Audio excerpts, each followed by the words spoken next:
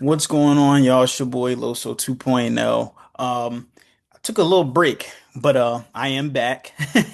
And right now we're doing our first interview and shoot, it seems like years, to be honest with you, right? But I'm gonna let this person introduce themselves. Brandon, please tell everyone like who you are, what your business does, who you serve, and why someone should choose like your company over everyone else. Yeah, what's up, everyone? Brandon Hawkins here. I own Diaspora Kitchen. It's a catering, on-site catering business. I serve anyone who wants delicious food. And I got into it. My family background was in the restaurant business. My dad's a chef, but it's really my way of sharing love and peace with the world. And so I just combine a whole bunch of culture from different places and provide a good service. Okay, all right, cool. So what kind of food is it that you like serve? What's like your staple like dish? Yeah, so it's Caribbean and soul food Hmm. mainly, with inspirations from Hispanic culture and Hmm. African culture. But I don't know, it's hard to say a staple. So everybody loves the Rasta pasta. That's a Hmm. big thing. But I'm in New Orleans, so I do a lot of Cajun Creole foods too, gumbo, jambalaya. So people love that as well. Yeah, okay, all right. Now, how's the Rasta pasta? Is it super spicy? Because I know like there's this spot like near me. It's so spicy, like I can't even like ingest it, basically. Yeah, no, it's not super spicy. My thing is flavor, not just heat for the sake of heat. And Hmm. so I use coconut milk sometimes in mind to kind of mild that heat down a little bit, but it's Hmm. not going to be so hot that you can't enjoy it now. Oh, okay, yeah. I mean, the way I look at it is like, when you get a Rasta pasta, you get a couple of drinks in you, then after that it's it's all good after that. Exactly, exactly. Okay, so I know that you mentioned that, your family was in a restaurant business. Your dad's a chef. How long has he been doing that? Man, from since I can remember, he's been doing this since he was about maybe 1920. Hmm. And so a long time, and I've just always been in the kitchen helping him in one capacity or another. Never Hmm. even really know I had the talent or the interest until it was like a Hmm. necessity, and then I cooked, and friends were like, "This is good." Yeah. Okay. All right. That's cool. That's cool. Now I know you say you was mixing like some different like it's some Caribbean, some soul food and stuff. What is like your ethnic like background? Is that the reason why you started to cook those type of things, or is it just you were just into those flavors? Yeah, yeah, absolutely. So yeah, my dad's from Antigua in the Caribbean, and my Hmm. mom is from South Carolina. So I Okay. am a blend of both, but I fully embody and represent both of those cultures of mine. So yeah. Okay, yeah, and I guess that's what really would make the make you different from everybody else because I don't hear too many Caribbean soul food places, especially up here. But Absolutely. Listen, you gotta have that fried chicken, catfish with the callaloo rice and peas on the side, you know? okay, all right, cool, yeah, man, that's definitely a good mixture of it both. Okay, so right now, with your business, what are some of the things that you're currently like promoting? The biggest thing I'm promoting is my catering services, as well as I'm in the process right now of finalizing my all-purpose seasoning, and Hmm. so that's coming down the pipeline. So that's going to be the big seller right there, because I don't want to have to be standing over pots my whole life. So this is a Yeah, for way sure. to so you can do it in your own kitchen. I also Hmm. do classes, something I've Okay. been really big into, doing classes for small events or larger events. So those are the Mhm. services that I offer. Okay, all right, cool. So you do classes. Do you also do like some because like we were just kind of talking about it a little bit before the podcast start. Now Mhm. with technology, you can, connect with different people all over the place. Do you also do like virtual classes too as well? So during the pandemic which is when I started my business, I did. Mhm. Haven't done it since then, but I might get back into it. So this is my one of many jobs. So I have a 9 to 5 that's pretty time consuming. Mhm. But if someone requested it, I'll be open to offering that service. Yeah, because I was thinking about that because I know like some of my audience, a couple of people, especially on my Instagram, I was seeing them cooking a lot. I Yeah. mean, and like my one of my boys, he's like really into cooking too as well. So that's why I was thinking like, hey, that might be a nice little thing maybe to get him for his birthday or something. March, hey, you got like a class or something? Say less. Come on, I got you. Yeah. Plug you in. So that's what I was just thinking. Okay, yeah, that's what's up then. Yeah. So. All right, now I'm gonna kind of go like on the opposite end, right? Like, what's like one misconception people have about like your business?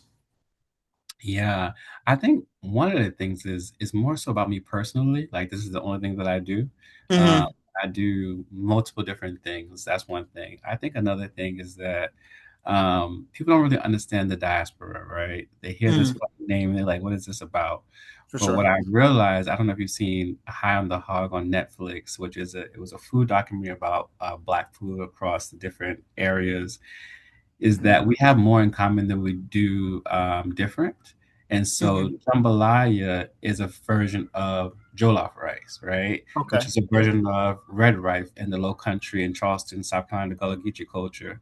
So I think that people sometimes feel like, oh, you just have one lane. But what I really try to do is blend the melodies of Black food, honestly, across different ethnic backgrounds, and show people how it's more similar than they realize.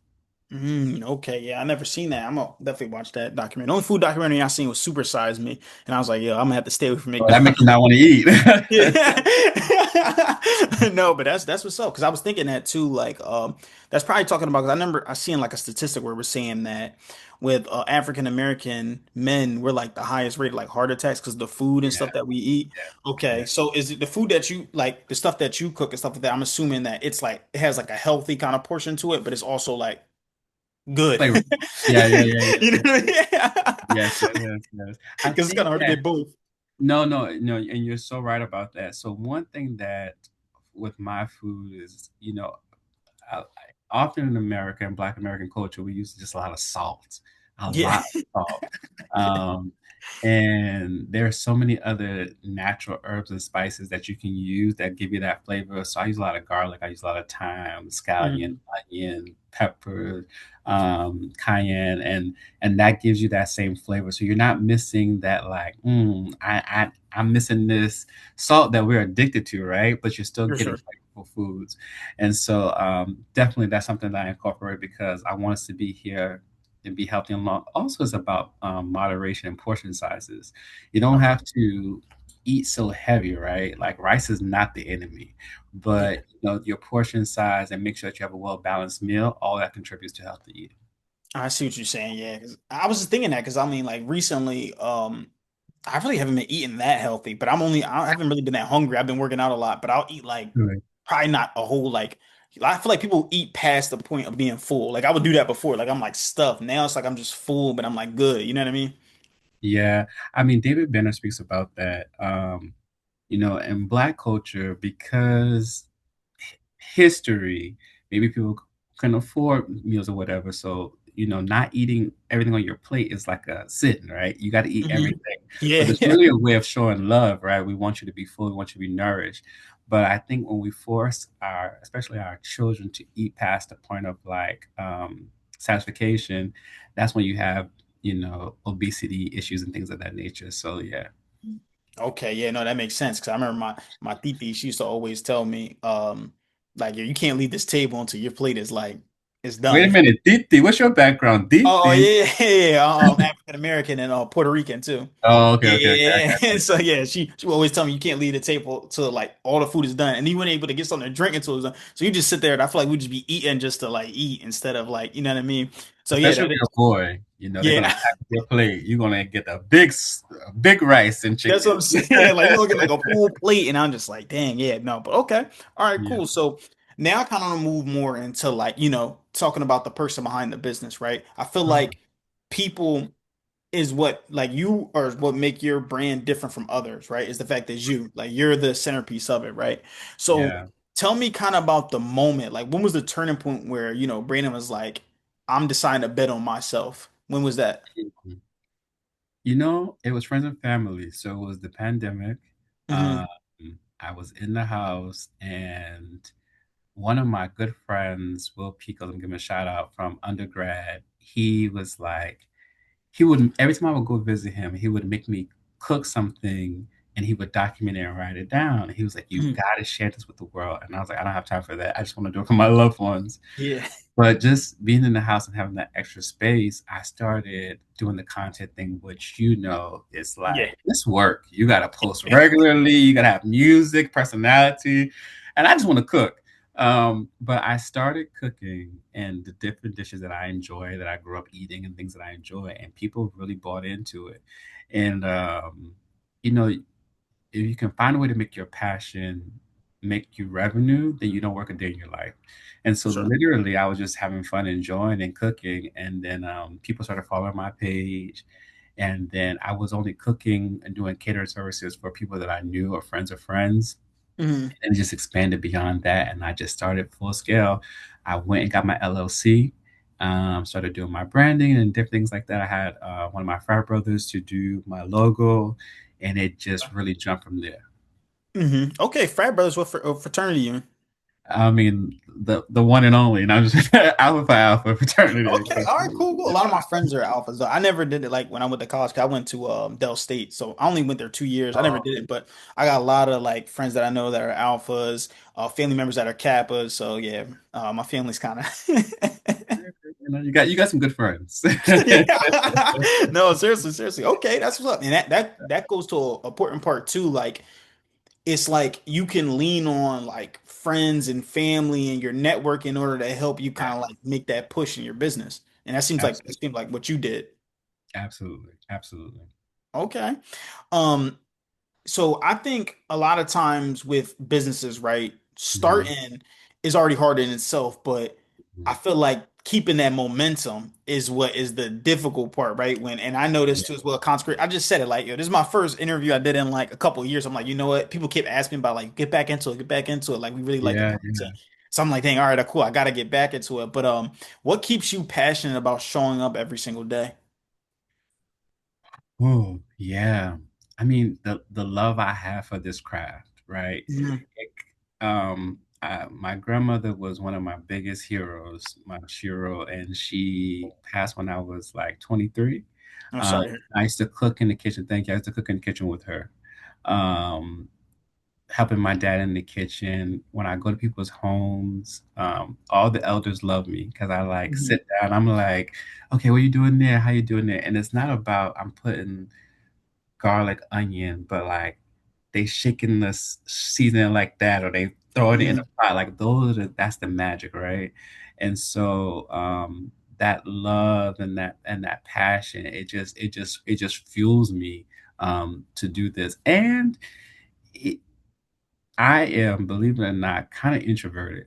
So it is also a way to share my personality with the world because when I am cooking, I'm not thinking about if I made a mistake. I'm not worried about how people are receiving it or whatever. I'm just in my own lane. Hmm. Yeah, that's like I kind of like explain it as like that flow state, right? Yes. And that's Yes. just really how. And it's funny because a little about me, like I also do like public speaking, so I'll go speak at like I saw schools and that. stuff. Yeah, Yeah. yeah, so appreciate. So I feel like at first, as soon as I get started, it's like I get that feeling like, oh, people may say it's nervous, but it's like anxiety. But it's like I'm anxious. I'm like excited though. I'm like, hey, they're the Yeah. same feeling. So it's just excited.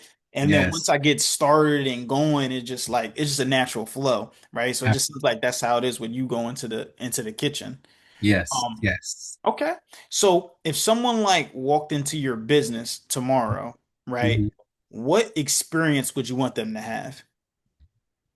I want you to feel like family.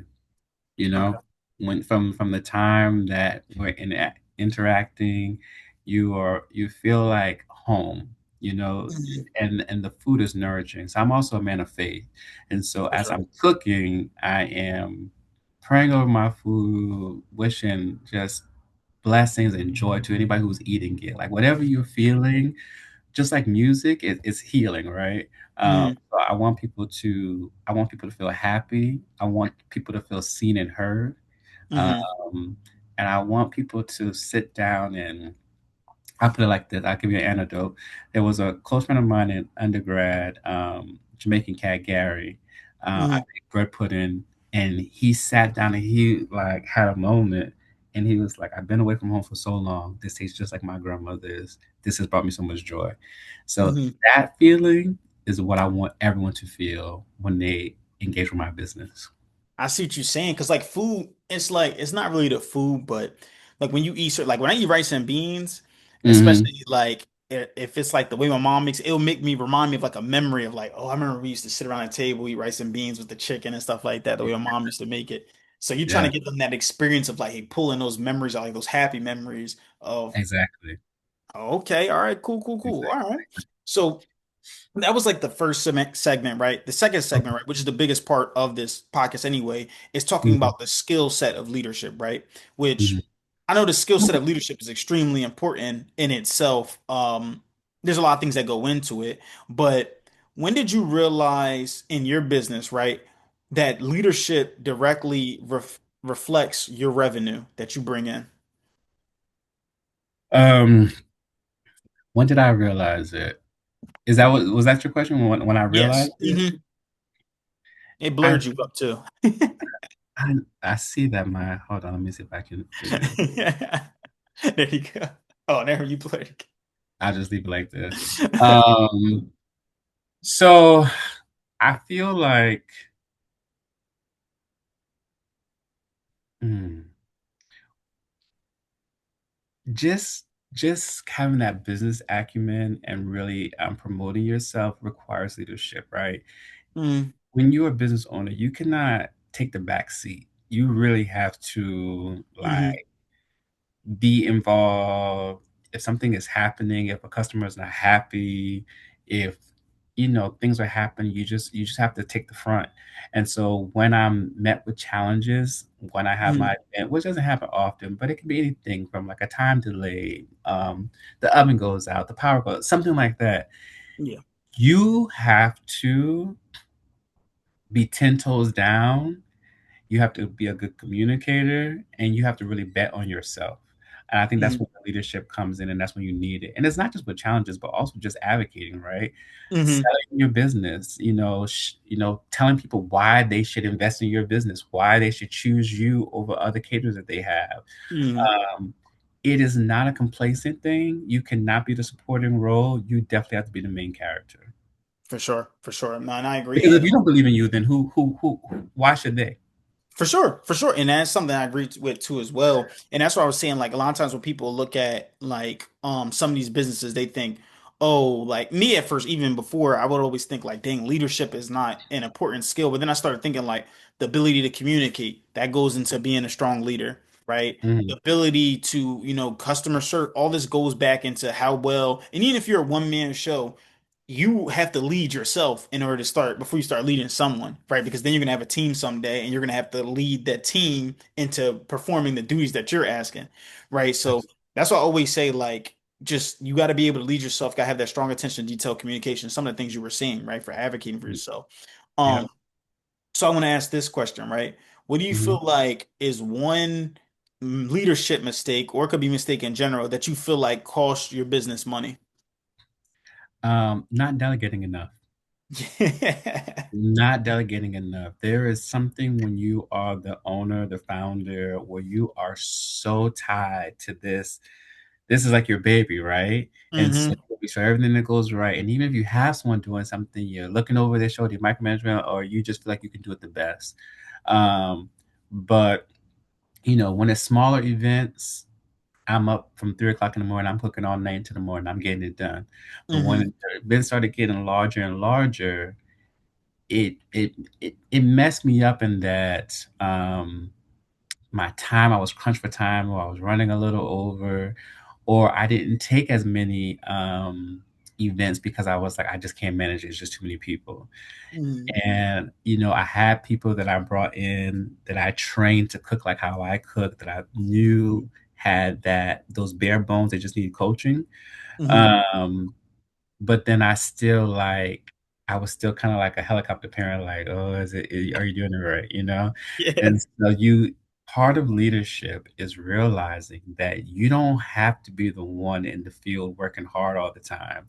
You got to be able to make it replicable, and you have to document it so that even if you're not the one doing it, somebody can come behind you and do it. not maybe not just as well, but Yeah, for sure, close, for sure. close. Yeah, Yeah, for sure. I mean, like, at the end of the day, you're the leader, you're the business owner because yeah, the fact that you do it the best, right? But I feel right. like if you can get a good, 85, 90% as good as you're like, all right, you're set, right? Um, Absolutely. and that's what I was, and that's something that a lot of people don't realize. And I'm glad you even said that because I feel as though a lot of business owners, because they feel like it's their baby, they Yeah, have like larger egos about it. Like, no, no one knows more than me. I don't know what I'm yeah, like, I know what I'm doing. And sometimes they kind of have that problem detaching from it a little bit to be like, you know what, I put the right people in place. Let me trust the yes, systems, right? And that's what you were saying. Like you got to have systems in place that run the business. yes, So absolutely. yeah, that's good. That's good that you said that. So now on the other end, right? Mhm. What's a leadership decision or decision that you made that made you money? Yeah. Um, I think that self realizing that your business, you're selling your product or your service, but you're Mhm. also selling you. People have Yeah. to connect to you, the person, right? They Hmm. have to, it has to be relatable. Why am I investing in this? And so what I do is I just share my personality. I mean, I get big, loud, vibrant, I dance with and whatever, whatever. Um, Hmm. and like I tell you, I'm an introverted person, so I'm like, oh God.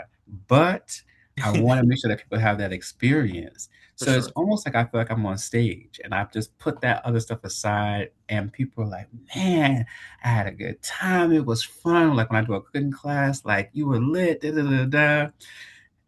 Mind you, little do they know, as soon as I get in the car, I'm like, I can't wait to go home and get to sleep and recharge my battery. Your social battery dead at the depleted at the end of the night. It is depleted. So I would say that is the piece. I think that when you have a business, it's not just about the product. Now, the product has to be great, absolutely. Mm. But I have seen people who get caterers, the food is trash, but the person is a good person, so they gave them they gave them a chance, right? Yeah, And so you yeah. definitely have to have both. So that's one thing I would say. Okay, all right, that's cool. That's cool. That's definitely a good point too. Like you said, the product got to be good, but you're right. You got to have the personality in it too as well because people buy from based off emotion and they back it up with logic. Ex- There you Yeah. go. There you So if they go. There connect you it to go. the person, they're like, all right, you know what, I'm gonna buy, and then logically makes sense because the food's good. Now, if it's trash, like you said, now you gotta be like, you gotta start with square one. I mean, it boils down to customer service, which is so terrible in our country right now. But think Mhm. about Chick-fil-A's brand, right? My Yeah. pleasure. Yep. It's like ingrained in our brain, right? And we like that feeling of feeling like we get top one customer service. I mean, Chick-fil-A, they have it down. It's like they have taught their employees to treat customers like they're the only customer in this chain, even though it's like a fast food kind Yeah. of restaurant. So that model definitely works.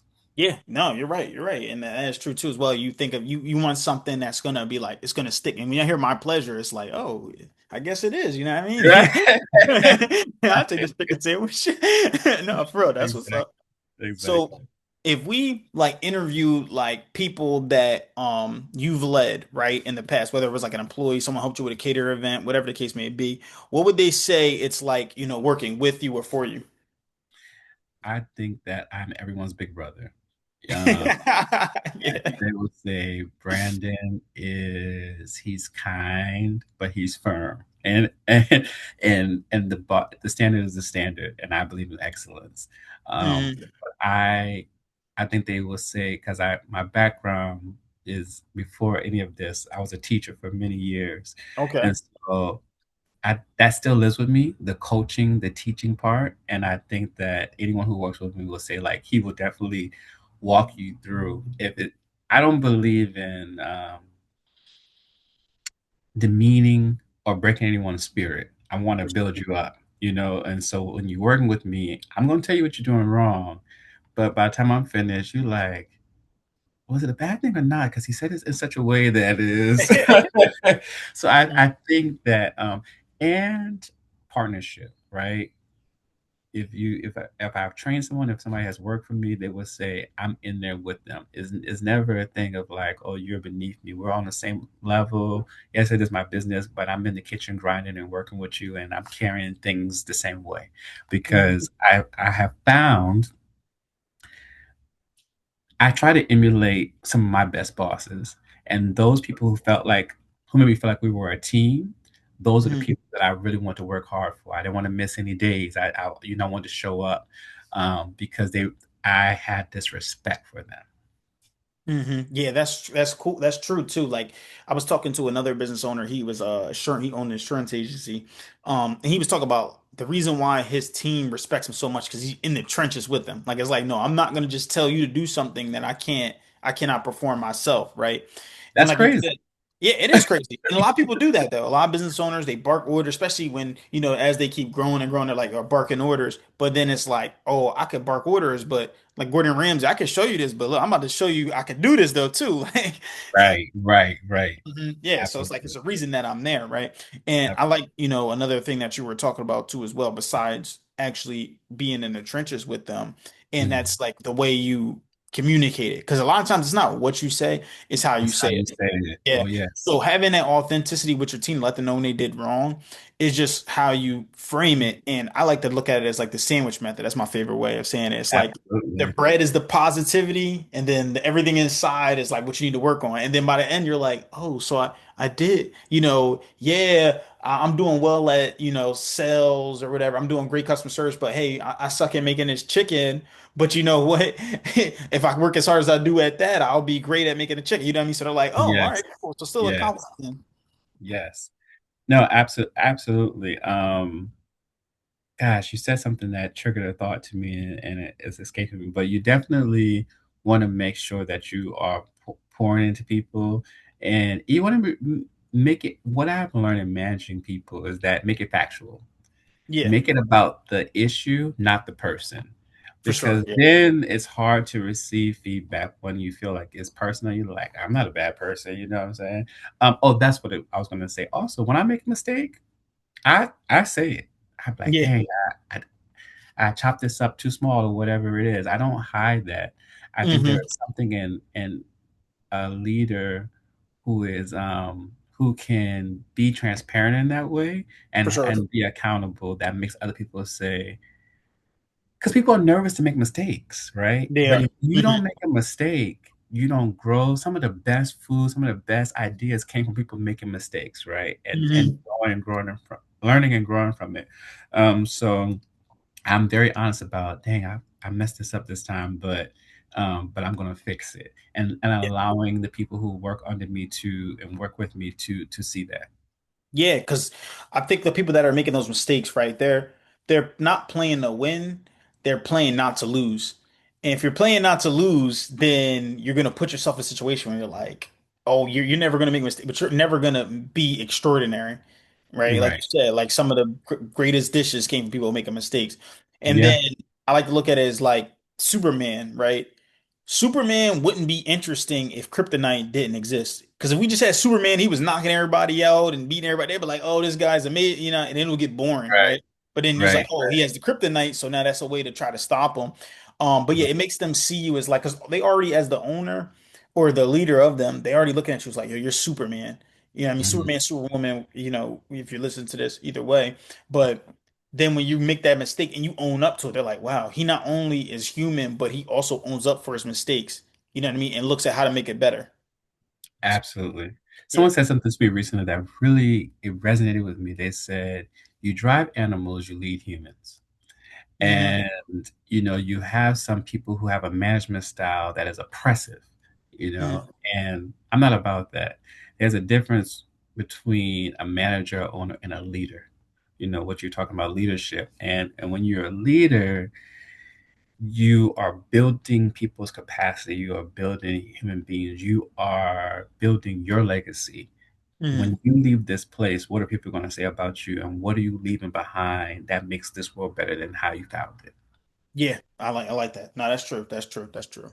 So, we went back into the leadership a little bit segment right there too, right? Yeah. And I'm sorry I'm taking a lot of your time, but it's just we got a No, lot of you're content, good. You're bro. good. Like this is a lot of there's Yeah, a lot of great you're content. I'm good. sure people are really gonna appreciate this stuff. I appreciate I'm gonna do another segment, right, that goes kind of like more behind the brand, right? it. Okay. So walk us through something that your business does differently than the competitors. Like what is gonna separate you?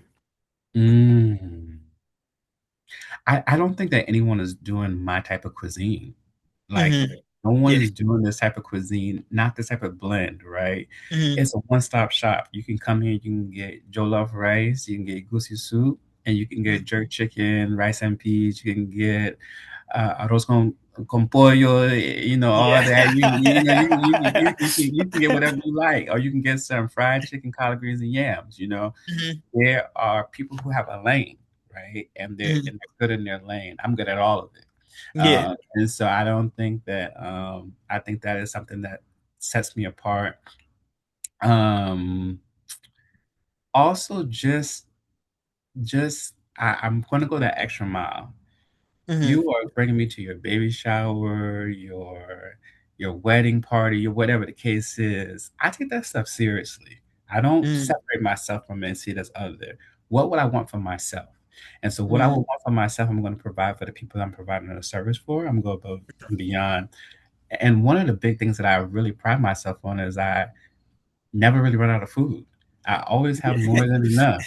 And so it's that Yeah. mindset of like, that Caribbean mindset of like this big, that big silver pot that everybody knows, that Dutchy pot. And so having more than enough, and that makes me feel good when everyone has eaten at Hmm. an Okay. All right. Cool. That's true. I like that too as well. Never run out of food. I feel like, yeah, that's a big one. I've event. seen events where it ended kind of early. The food was kind of going kind of early after, everybody kind of got a couple of plates where you're like, dang, yeah, this thing is done. But, you saying extras and stuff, you get to take some home and all that. Yeah, bro. That's the. Exactly, exactly. Now I will tell you, there are people who will tell me the event's for 50 and then 75 people show up. That's when you're leaning on that. Okay, well, we have enough. I Yeah. have more than enough of what you told me that was going to be there, but that's business. That's how I go. Yeah, yeah, for sure. Yeah, that You have comes to with be it. very specific in your contract and what your guidelines are, because if you don't, you'd be Mhm. real. It'd be Yeah, horrible. yeah, for sure, for sure. And that's also an important part too. So, Yeah, tell us about a customer's success story that you had that you'll like never forget. yeah. Ooh. So, my line brother hooked me up with someone who was doing a black men or a men's mental health like kind of Hmm. session to get together and kind of like have these deep conversations about business and life and family and relationships. Sure. Um, and she asked me to come in and do this event for her, and I ended up cooking for the event for like the series. And then Hmm. after that, I just recently cooked for her daughter's baby shower. So now I'm like cooking for the family. And Hmm. so that is a success story because not only did I form a professional relationship, but now I also have a friend that has come Hmm. out of this. So I would say that that is something that, yeah, I would say that example. Yeah, and that kind of went into one of the questions I had on here, which was like, how has your community supported you, right, in your journey? Let me tell you, my community, they, if it wasn't for them, they probably wouldn't be a Diaspora Kitchen. They Hmm. pushed me. They're like, B, I have this. Can you do this? If someone is looking for a caterer, they reach out to me first. So Hmm. much so that I don't even advertise, bro. Like Oh, I'm sometimes I'm scared to take business cards because I'm like, I just don't have the capacity to do so much more. But they recommend me. They're like, I got somebody. He's awesome. He's great. And because of that, it's not about what you know, it's who you know. hmm. Really, honestly and truly. And that network makes people trust me and take a bet on me because of the relationship that they have with the person who recommended me. I And see I what you really appreciate that. And so when those people who recommend me, when they reach out to me, I'm like, I got you. I got you. I'm mean. giving you a little friends and family discount. And this is something to note.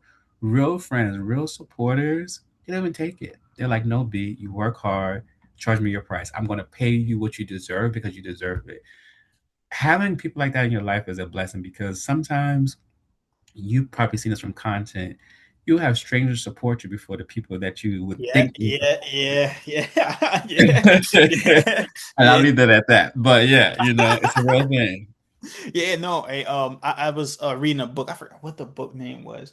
I'm a big reader. And it was talking about how first they like ridicule you, then they're like, and it's like first they're like they're like ridicule you, then they're like, oh no, he won't do it. They'll laugh at you, and then next thing you know, they're like, oh, I knew him. You know what I mean? Oh, I know that guy. You know what I mean? Stuff Yeah, like that. yeah. You know? But yeah, you're Oh, right. now you know me. Now you Yeah, want to be my yeah. friend. Now you know me. You know after everything Yeah. happened. But Right. now that is true. You'll see so many people, and it's really like that in the area that even I grew up in. Right, so I grew up in Wilmington, Delaware. Lived in Okay. North Philly a little bit too, and it's just like people are always like it's almost like a hate. Like they don't want to see you make it out of Delaware. You know what I mean? They don't want to see you make it out of that area. Like they're almost like Mhm. like they're almost excited at the same time. It's like I can't support you too much.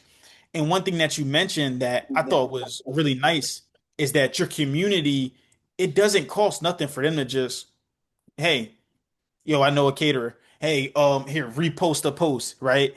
Like a post. It does not cost anything to do that, and they're Nothing doing it like for that. free. And you're Yeah. even offering a friends and family. They're like, no, I don't want it.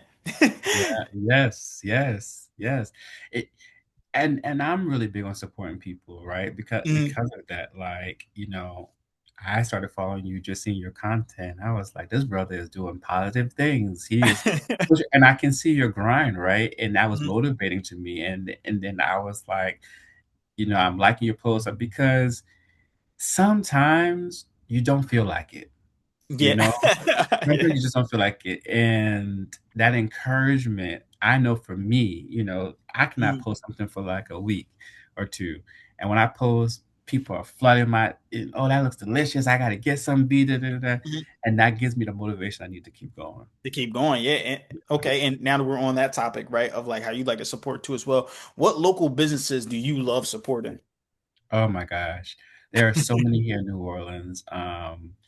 I the Morrow's brand, he's a restaurateur, Larry Morrow. He has some great restaurants here. There's a young man, BJ. He has a Afro Caribbean food spot in this area of Gentilly. That's awesome. Um, I love my local coffee shops. My favorite. I can go in there and do some work. Um, oof. Where else? Um, there's a black-owned beignet shop called Loretta's. Great. Baldwin and Co. is a black-owned coffee shop, bakery, and a bookstore here. And there's another one. I think the name is Lanyap, and they combine African and Afro American pastries. They have like this cornbread that is just ridiculous. It is crazy. Um, but those are some of the businesses that I support and then I go to regularly. Oh, and I cannot forget this one. I did some work with them. Free Thai. It's a Haitian restaurant here in New Orleans, and it's amazing, delicious food. Especially in the food industry, like people would think that they make buku money, but you really don't because you have so much competition. Yeah. So people can go to any restaurant. They may want to go McDonald's today. They may cook inside their house, and so you got to go to these places. You got to support them. You got to patronage them, and you have to bring people and tell a Mhm. friend and to tell a friend. Yeah, yeah, yeah. No, for real. I think, and that's the thing about just in general, right? With business, right? I feel like there's a business for everything now, right? It's all like restaurants are oversaturated, cell phones are oversaturated, clothing brands are oversaturated. But like you said, it's just a matter of supporting each other, pushing people to each other. I look at it as like not hating, just showing love, right? And it shows up. It shows up a lot, and it always. I feel like what you give comes back. And I'm a man of faith too as well, right? So I feel like Mhm. when I pay my tithes, I feel like it comes back to me 10, 20 times full than what I Yeah. yep. So yeah, I agree with that too. I So have to this last one too. Eva's African cuisine. One of my church members, Angela, her mom just started this ghost kitchen restaurant, okay. serving Cameroonian dishes, and it's top tier. So So when yeah. you say ghost kitchen, though, what do you mean by that too? 'Cause I'm not familiar. So they have these kitchens where you can rent space and you can cook out of it and do Uber Eats because it's like a licensed kitchen. Oh, I see So what they you're don't have a saying. brick and mortar, but Mhm. they out of there. I see what you're saying. Yeah, I think we got something like that. It's like a vegan spot where you can order, but it's not like you can go down there and sit and eat. They'll just be Exactly. Exactly. okay. I see what you're Yeah. saying. Okay, that makes sense. That makes sense. So now I'm going to go to another segment, which I call like the business growth segment, right? Okay. So now I want to kind of talk about, the future, of your business. So what do you feel like is your biggest focus over the next 12 months? I really want to get these merchandise products. So the all-purpose seasoning. I want to do a lot of aprons, Mhm. and t-shirts, like merch. People love merch, They and do. so Yeah. that that is the I agree. big thing. So I spoke often about legacy. So I love this, but I get this from my dad, who this is his life. And then my cousin, I call my brother cousin Chris, Chef Polo. The three of us really want to open up a business, a restaurant. So I think we would like to start to do festivals initially, and then eventually open up a brick and mortar. So really, over the next 12 months is doing this merchandising, this seasoning to get the name out there, and to build that capital to be able to do what we want to do. I don't know if the brick and mortar makes the most sense because the overhead is so high in restaurants. I don't know if I want to if we want to do a food truck or whatever, but Mhm. definitely start with the festivals to get our name out there, and then see where we go from there. Yeah, and I like where the way you're going, right? Because like, I was talking to a business owner, another one, and he was telling me like, especially with business, even though like, see, catering and stuff like that is, a really, like you said, it's a business, right? But also Right. he was saying like having a physical product that you can sell makes all the difference in the world, especially with me, Absolutely. right? Like I'm making content right now, but he was just like, hey, you need to have a product or service that you can actually sell to people, and that's what's going to make it. So I think, like you said, making those seasonings and stuff, that's going to be actual physical product that you can sell and get out there. And I'm sure everybody would love it and support it too as well. Um, Absolutely. You have to shoot me your address after that. I can send you some so you can test it and oh let me know. yeah, for sure, for sure, for sure. Yeah, no, absolutely, absolutely. My wife, she loves cooking and stuff like that. So, Awesome. she be throwing down. So There you go. go, There you go to go. use that all-purpose seasoning. We're gonna be shouting that out. So what type of customers are you looking for? I am looking for customers who want good quality food, good quality service, and they are good quality, if I'm being Mm, honest. I yeah. don't, don't nickel and dime me. That's really annoying because those would be the people that have all the complaints after Yeah, they done that tackled you is. down. Like I'm not for that. I don't want someone who, is looking for a problem. For I don't sure, want that kind of customer. I want somebody who's open-minded, who wants good food for their event, and who's more or less easy to work with. I for don't sure. borrow stress. Mhm. Life is Yeah. stressful enough. Yeah, it's a fact. I don't beg or borrow stress. Mhm. Yeah, that's true too. Because like I feel like you said, the clients that are nickel and diamond, the ones that want to be like super, cheap and inexpensive, those are the ones that give you the biggest problems. And the ones that are like, hey, here you go. Here's my credit card. Just let me know what it is at the end. Those are the ones Yeah, that you have no problems with at all. It seems like no, no, because they know what they're investing in, for right? sure. And I think what happens sometimes is that some people may not have the means at that moment to Sure. to support the business, right? So they Mhm. want to haggle you.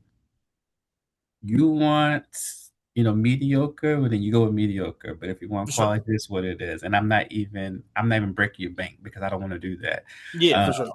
and so I think that that's something that people got to realize. Yeah, no, I definitely agree. I definitely agree. Like you said, if you want to get mediocre, Chick-fil-A makes the nuggets, catering, you know what I Yeah, mean? right, right, right, You go to Chipotle, get the catering, but if you want some real exactly, deal food, like this is it, you know what I mean? So you're right. exactly, Um, exactly. if someone was watching this, right, and they could introduce you to one person, who would it be? Who would be that person that you want to be introduced to? Ah, of course, you would ask me this. Um, oh man, that's a good one. I would say some type of investor like an Oprah or Tyler Perry, someone, even though they may not do food right now, Mm, um, in this big scheme of things, but that maybe say, I want to invest in this person. There's a young man, I can't think of his name off my top of my head, but he's the CEO of Red Lobster, Hmm. and would love to connect with him to see like he's in the restaurant business, that business standpoint, especially of someone who have a big franchise of like Red Lobster. Um, how do you scale something that big and keep the quality that every time you go, you know that those biscuits are gonna be bussing. Yeah, So how do you keep that consistency? Because I think that's what happens sometimes when businesses scale too fast, they get they yeah. lose the quality. And I Mhm. don't want to lose the quality in scaling. I see what you're saying. Yeah, yeah. I was kind of researching him too as well. I was seeing that because I'm like, I mean, he's older than me by like he got some like 10 years on me, even though he's 30 something. He's still a young guy though, but I was like Yeah, looking, I'm yeah. like, he's still that's super young to be able to do that. And I was like researching some of the things he did. And I was talking about how like he first like cut out all of the restaurants that weren't making that much money. So he kind of took a couple steps back and then started scaling Mm, them back after he went and checked, made sure all the he went like store by store, like, all right, this one, this. And I'm like, oh, that is so smart, like a strategy. makes sense. Yeah, he actually used to do, I think he used to, he did something. He was like some type of investor or like in a high executive for, I think, PF Yeah. Chang. I want to say for PF Chang or someone like that. He was like another restaurant and then he came over Yes. to run. Yes. Yeah, yeah. So yeah, no, that's cool. I did like his Julia's story too as well. I do that sometimes where I'll just research like those guys, like, oh, that's what they. You got to iron sharpens iron. You know, Yeah, don't no, for reinvent sure. the wheel. If you see somebody who's doing something that you want to do, I always say never take advice from someone who's not doing, who's No, not for sure. living at the No, full no, no, no, for you sure. No, absolutely. It'll be the person that literally is. I say this all the time because I see a lot of people. I mean, I don't know how it is. Oh, you from New York? Matter of fact, you from New Yeah, York. So, people yeah, playing the yeah, block and all that. The unk or whatever on the block. OG yeah, yeah, trying to yeah, tell you yeah. you gotta do this, that, and the third. And it's like, yo, you're right here drinking a 40. Playing the Exactly. block. How you gonna tell me? I should listen to you. Why? Nah, I'm Yeah, good. no, seriously, that's exactly what it is, though. Okay, Yeah, so right now I'm gonna do a little fun lightning round, right? Where I'm just asked let's different do it. questions, right? All right, cool. All right, coffee or energy drinks? Coffee. Coffee. All right. First job.